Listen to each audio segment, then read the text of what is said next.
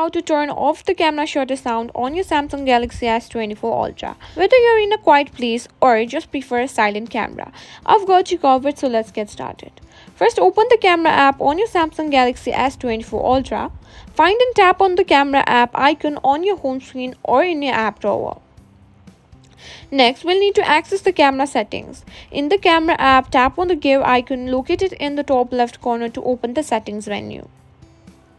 Now, let's find the option to turn off the shutter sound. Scroll through the settings menu until you see the shutter sound option. Finally, let's turn off the shutter sound. Tap the toggle switch next to the shutter sound to turn it off. When it's off, the switch will be grayed out. If you can't find the option in the camera app, you can also turn off the shutter sound through the system settings. Go back to your home screen and open the settings app. Scroll down and tap on sounds and vibration. Look for system sounds and vibration and tap on it. Find camera sound in the list and turn it off by tapping the toggle switch.